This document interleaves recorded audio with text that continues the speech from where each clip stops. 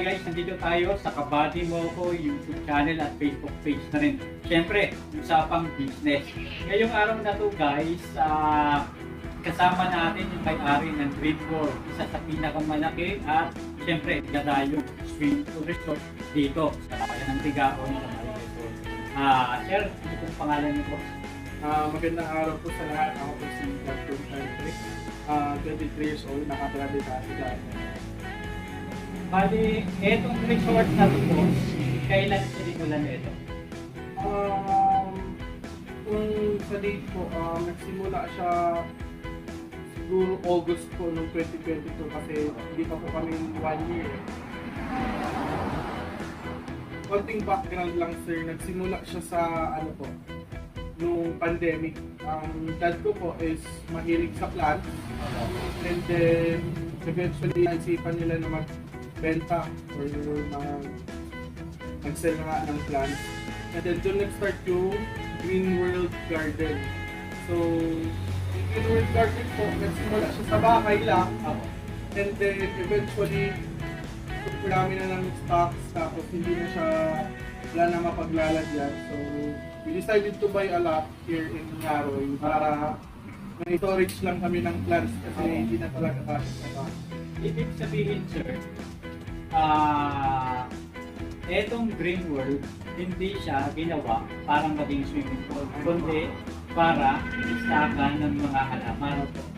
And then eventually po, that is very organized, so gusto lahat ng gamit nasa ayos. And then yung mga stocks namin sa plants is napaganda, napapwesto niya na maayos. Inisip din namin na ilipit na lang dito yung Green World Garden imbes na doon sa bahay. So nandito madaming tinitinda ng mga orchids, iba't ibang klaseng plants. Mga plants na galing sa iba't iba pang lugar na binili namin, like galing from Baguio, from Ilocos, kung saan-saan ko pong madalayo na wala dito. So eventually, madami pong pumapasok na tao and ginawa nilang parang park. Yun, sa Sobrang mga plants na tinitinda ninyo, plantito, plantita, yes po. tapos hanggang sa naging halaman yung tinitinda, mga bulaklak, gold, tapos biglang nag-evolve into parang parke na pasyalan. Opo, parang may siyang pasyalan na ginagawa nila na picturan, gano'n. Tapos, and then, from December, nabili namin to siguro December, and then by January, nag-start na siya na maging Green World Garden na nalipat na namin dito. By January to February, naging siyang successful naman, madami din bumibili, pero madami pong nagsasuggest na kung ano-ano mga pwedeng gawin na. Maglagay kayo ng ganito, maglagay kayo ng ganyan. So, naisipan ni Dad na what if gumawa tayo ng ng pool. Kasi madami rin naghahanap, walang masyadong magandang resort. Itapon nyo na lahat ng toyo, cooking wine. Resort dito sa Bicol. So, konting background din sa family namin, every December we do vacations din. So doon nagkaroon kami ng idea na ipunso natin yung resort. So napakaganda na yung idea na yung from garden lang, hindi siyang resort. So dahil yung construction niya is super rush lang kaya medyo magastos. Pero kasi nahabol na yung summer. Siguro nag-start po, February. February po kami nag-start ng construction. And then by July, last week of July, operation na kami. Ibig sabihin sir, ilang months yun? Bali nasa, ano lang po yun, February, 4 to 5 months. 4 to 5 months. Ibig sabihin guys, 4 to 5 months after ng pagiging garden, so nag-evolve na naging park, mini park, tapos ngayon, naging resort. Ibibitin muna namin kayo guys. Tingnan muna natin, alamin muna natin, silipin muna natin, tanungin natin si sir, ano ba yung background niya bago hinawakan yung business na katulad nito? Sir, graduate po kayo ng ano? Actually po, I'm a fresh graduate ng Bachelor of Science in Medical Technology. So, medyo malayo. Medyo malayo. Tapos from medical to from medical to business. dito din po ako pumasok sa Shepherd Building. Ako. So, ibig sabihin, sir, kayo na po yung nag-handle ng business mo? Mostly po, tumutulong po ako sa operations and then, pero ang head po talaga si Dad, Ako. which is yung father ko nga, siya pa rin yung nagmamando. Oo, yung from time to time, talagang nandun siya. Kasi po, I'm pursuing a different career din, pero pag may free time po ako, nandito po ako sa resort. Ako. And then, may manager din po kami na pinsan ko dito. So parang family business. Family business po siya. Magkakatulong, anak. Etong Green World, sir, kaya ba siya tinawag na Green World dahil galing sa mga halaman yung green? Paano ba? Paano kayo nagkaroon ng idea na, sige, Green World na lang yung gawin natin sa mga There's a funny story na sir kasi nagsimula ko yung Green World name, yung nagpapangalan pa lang garden namin sa bahay. We're having dinner, kumakain kami doon, then mag-open na sir yung Green World, yung garden namin, pero wala pa kaming name. Sabi ni Dad, kung may naiisip pa kaming name, so babatuan kami ng ideas, nagbibigay ng names na suggestions yung mga kapatid ko, yung mga ko. So parang wala kami nakakapasunduan. So bigla yung bunso ko pong kapatid, which is 9 years old po siguro doon. Sabi niya, what if? Di ba nagtitinda naman tayo ng plants, what if Green World na lang kaya? So sabi niya, okay, that's it. So, doon na nagsimula. Doon na po nagsimula. So kaya medyo funny yung story kasi may 9-year-old brother siya po ang nagpangalan nito. So, kwentuhan nyo kami, sir.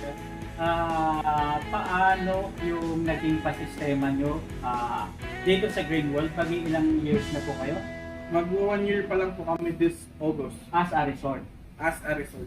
Pero as yung sa mga plants, Matagal na po. Kasi mga ilang years? actually matagal na po siyang enthusiast ng plants. Opo. So bali kung tatanungin po, nagsimula yung garden namin dun sa bahay. Pandemic kasi now, so Opo. di ba po yung mga plants. Ang dami nag-inquire kasi nakikita sa daanan na Opo. maganda yung plants namin sa bahay. So nagsimula namin pandemic, 2020. Garden. So, nakailang years din po. Ano? Sa ganun, sir, ano yung natutunan mo sa pag-business ng dad mo na ayaw mo may apply sa ganitong klaseng business? Sa habang nagmamanage ka from time to time, so ano yung mga natutunan mo sa dad mo? When it comes to my father, yung unang pumapasok sa isip ko is yung magiging hardworking niya.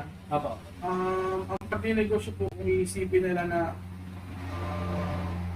ang pag-negosyo po, hindi po siya basta-basta. So you have to put efforts po. Kung empleyado ka, you're working from 9 to 5 lang. Pag ang negosyo po, natutunan ko sa father ko, and then isa experience ko rin na wala pong working time ang isang negosyante. Oo. My father is a very hardworking person. So, usually po natutulog siyang hapon. Pero nung nagsimula po yung resort,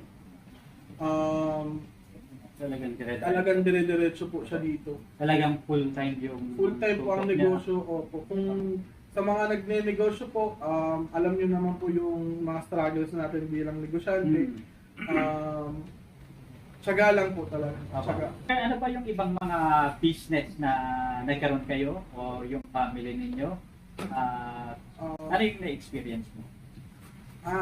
First po itong coffee shop ko before, nagsara lang siya ngayon kasi meron pong pinagkakabalahan ako ngayon kasi ako lang po talaga yung nagpamanage nito. And then before this, I resell po, buy and sell ako ng mga sapatos na for men and then mga clothes din. Kumusta naman po yung na-generate nyo ng income to? Okay lang? O satisfying ba? Yung pagre-resell ng shoes, para kanyo yung idali kasi magang po doon, kailangan mo lang kuha ng mga tamang pairs tapos sa tamang mga buyers. Tapos dito naman po, sa coffee shop, the most challenge, okay lang income, pero passion ko rin kasi magluto na napapa ko rin ng mga tao, that's enough. Tapos, sipot natin doon, 4 to 6 months about resort. So, po yung experience nyo na mga challenges. So, yung ano sa mga nai-experience nyo na mga challenges dito sa pag-open ng Actually, kami challenges first time din lang naman na pumasok itong business. Apo. Medyo okay din po kasi yung mga swimming pools. So, the first is yung pag-build ng pool. Opo. Nakita ko, malaki, mahaba, tapos iba't ibang area. The thing is yung paghanap siguro hanap ng water source. Kaya medyo malayo tayo, okay distance lang naman, medyo malayo lang siya di may entrance. Eh, doon yung pinaka-struggle namin is yung paghanap water source sa ilalim. Sa tatan pala, ang underwig po namin is sa generator lang, generated para papunta sa and then dinidisperse papunta sa river. Ito po ang first na challenge na mabagis, and ito pa pong isa is yung pag-cure po tubig. Hindi rin po basta-basta yung pag ng tubig. Kasi kung kukuha ka ng tutorials or kukuha ka ng optional, that will be trial and error pa din. Yung size kasi ng iba din. Din yung mixed chemicals, kung malaki din yung pool, kung maliit yung pool mo. Big factor po ito. Kami nakuha yung tamang pag-cure ng tubig. Kasi medyo maselan kami ni Dad. Pagdating sa tuso namin, malinis talaga. Mabango yung bed. Doon yung nahiraming part bago namin na perfect yung clean and scented water. Dito sir, sa itong papagawa ng swimming pool, ilang tao yung mga swimming pool ninyo at ano yung mga naranas nila? At na-experience nyo rin na akala nyo mabilis lang magpapagawa na. Tapos ano yung mga...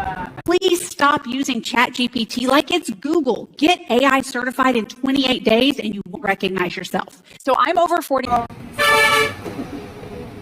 isa pa kung ginagawang resort na hinahabol namin ko naman yung summer para at least kuhain ng mga daming cost.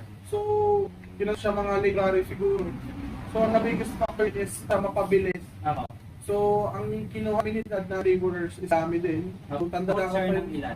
sa mga laborers ko, siguro kumuha kami ng umabot 50 to 60. Ang dami ano? Minsan, para na ako umabot ng 71. 70 isang beses.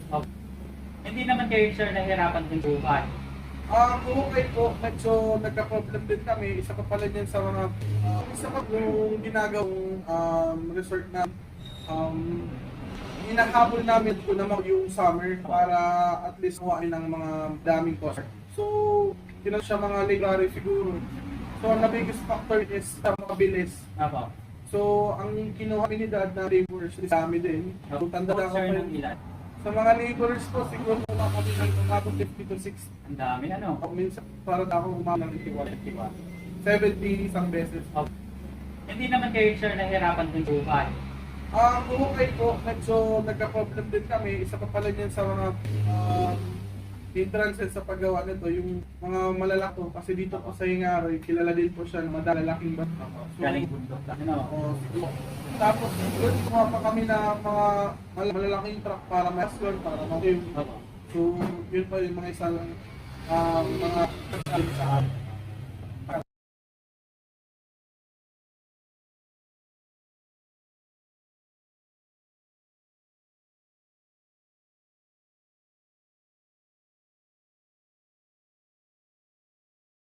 Eto, dito ito yung method na kaya nyong ipagmalaki sa iba dito sa resort nyo na wala sa iba, na yun yung magano sa iba na dayupin yung resort ninyo. Pinaka-audio is yung vastness ng pool na malaki nga talaga. Hindi naman sa pagmamayabang ano sir. Kasi sa Jawa po namin talagang malaki siya para we can accommodate more persons. Kasi nakakita namin sa resort na medyo pa hindi na comfort yung iba. So, mas ginawin na malaki po.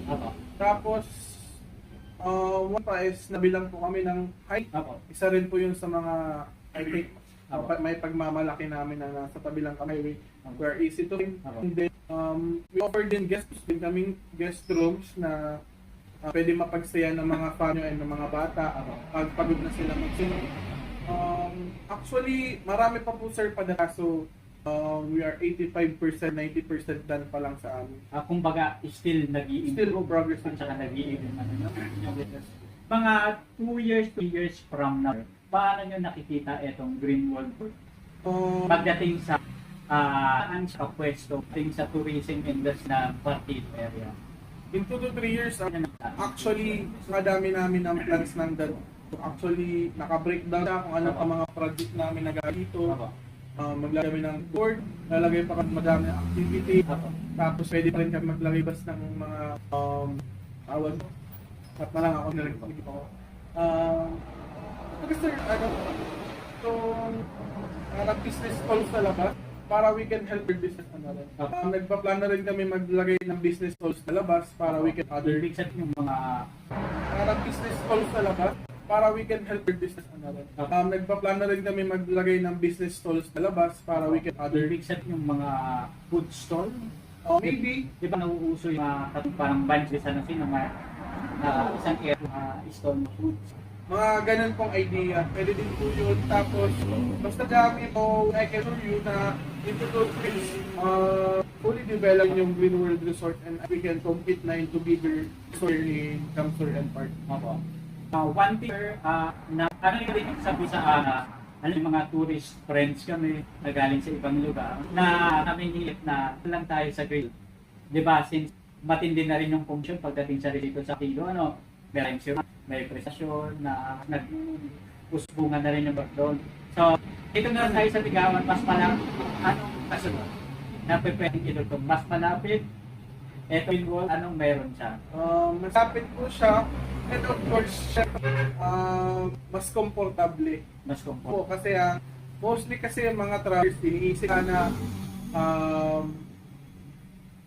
favorite silang quote na sinabi na mga difficult to leads to beautiful destination. Pwede ka naman po beautiful destination na himadaan sa difficulties, di ba? Kumbaga, komportable na, nandyan lang sa gilid-gilid. Diba? Nakita ko sir, mga eto resort nyo, maraming magandang napakarami ka dyan sa nyo. Paano nyo pinag-maintain? Ang advantage ko kasi yung father ko nga is a plant enthusiast. Opo. Tapos, yun nga, madami din kaming tao na nagme-maintain yan. Twice po siya diligan araw. Medyo baho din.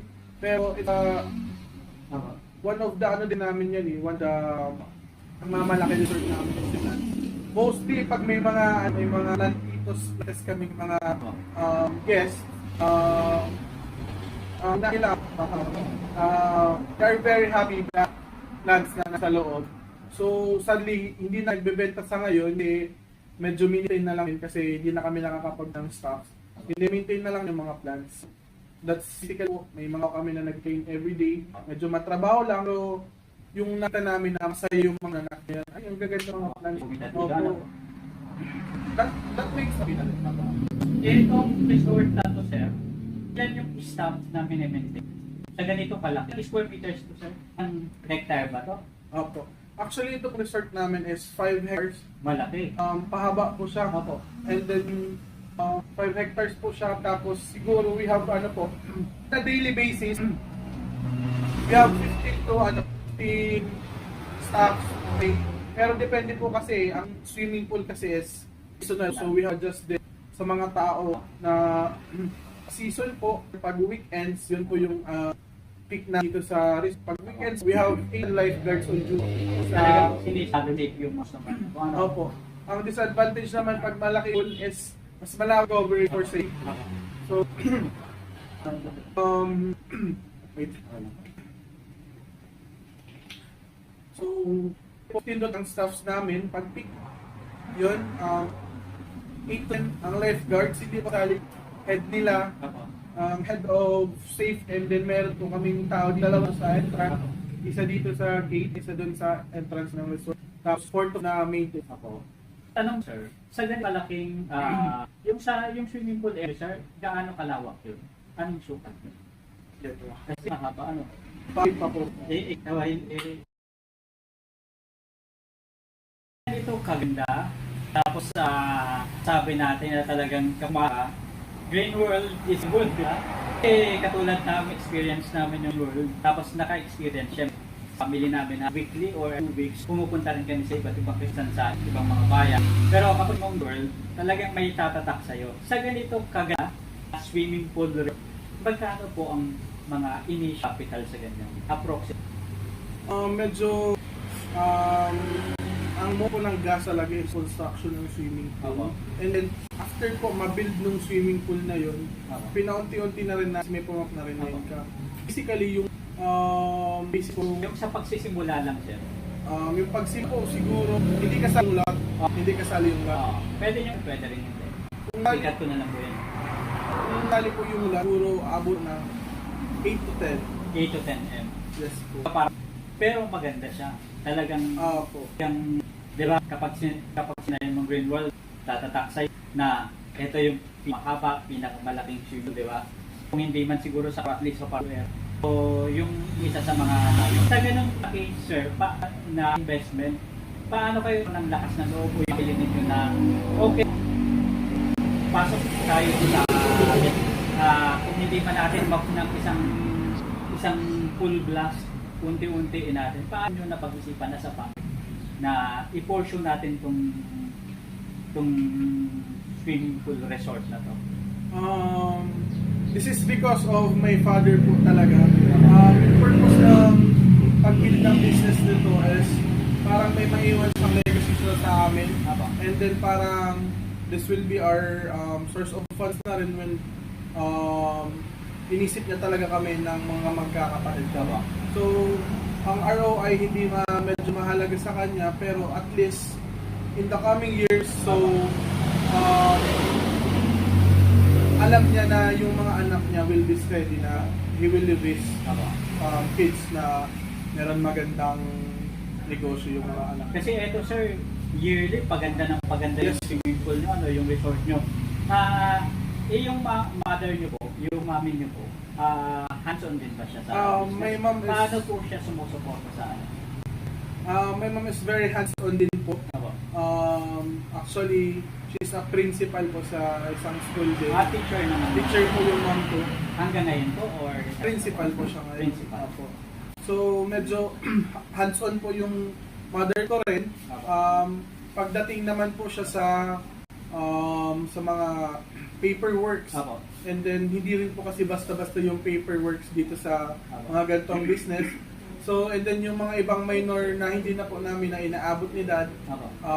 mom is here to save the day. Ako. Like po nitong guest room, mostly po na mga gamit dyan, siya po talaga nung nagplano na ganito ang gawin natin dyan, ganito ang ilagay natin. And then po sa mga resort, sa dun po sa pool, pag may mga hindi po kami naabot, nandyan na naman po ulit si ma'am para i-make sure na plansyado po lahat. So, anong pong message niyo, sir, dun sa mga iba na nag-a-aspire na magkaroon rin ng business? Kung hindi man resort, ibang business. Ano po yung pwede nyong may advice sa kanila?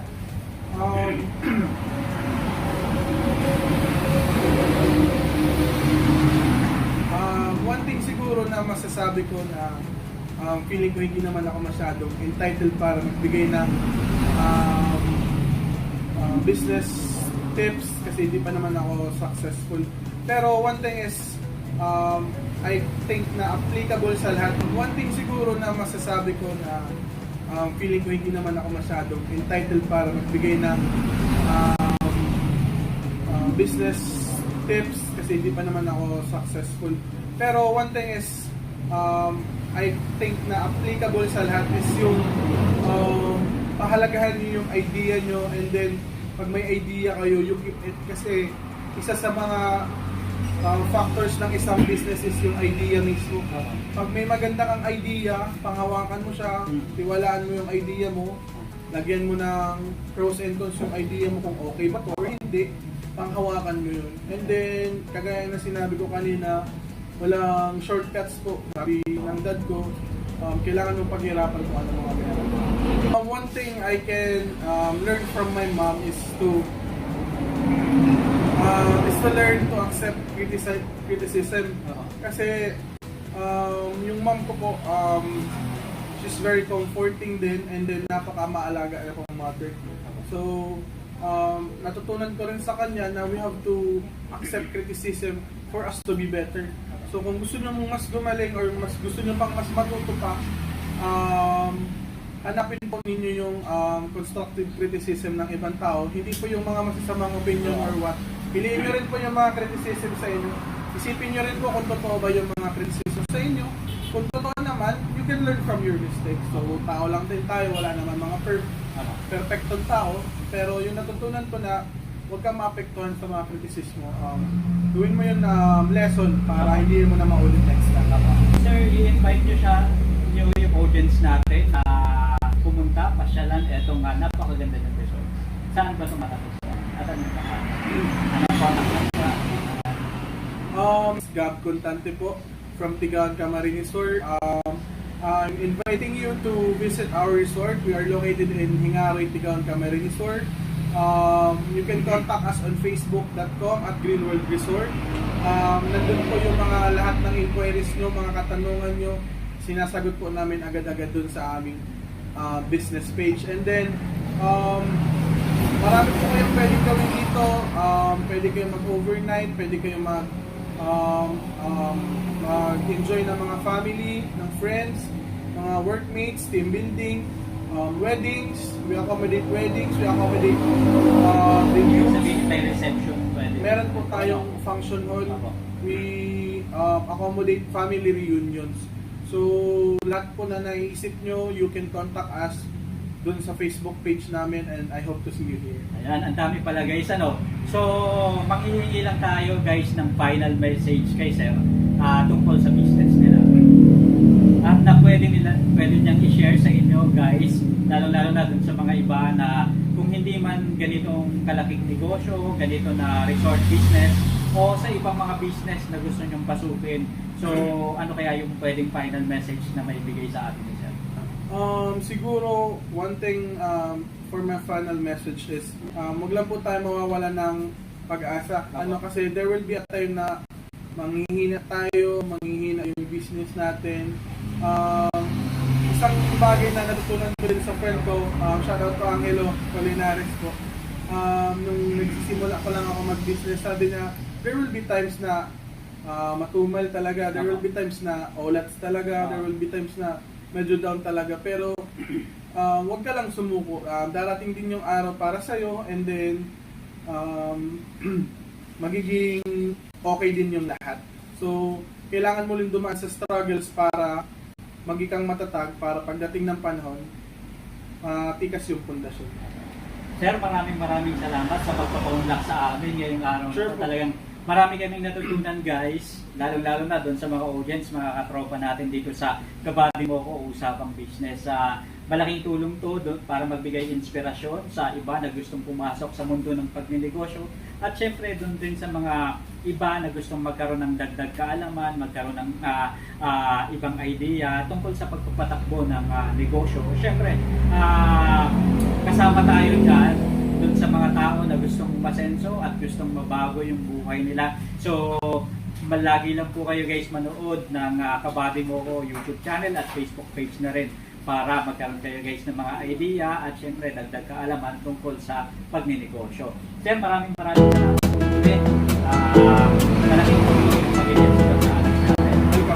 So guys, hanggang sa muli. So guys, welcome back sa ating YouTube channel at Facebook page na rin guys. So eto guys, si Kabady Mo Ko para sa Usapang Business. Ngayong araw na to guys, kasama natin si Sir Gab. Ayan, iimbitahan na kayo na pumunta dito sa Green World, isa sa pinakasikat na paliguan swimming pool resort dito sa Tigaon, Camarines Sur. Sir Gab, kumusta po? Okay lang po. Hello everyone. I'm Gab. I'm inviting you to visit our resort. We offer a lot of activities. You can do overnights. We have rooms. We have function halls. You can visit us on Hingaroy, Tigaon, Camarines Sur. We are open 24/7, 7 days a week, and I'll see you here. So eto guys nga pala, Sir Gab, i-correct mo ako kung mali ba ito na sabihin. Etong swimming pool na to, eto ba ang swimming pool na pinakamalaki, pinakamahaba sa buong Kamsur o Partido area? Siguro sir, we really don't have the data regarding doon, pero we are pretty confident na we're one of the biggest in Camarines Sur po. So, I think we can consider it one of the biggest lang, pero we use it as we use it as a marketing strategy na lang. Pero you can see naman na Ayan. Guys, nakita nyo naman, this ang is to daming believe tao. din. Pero that's basically it.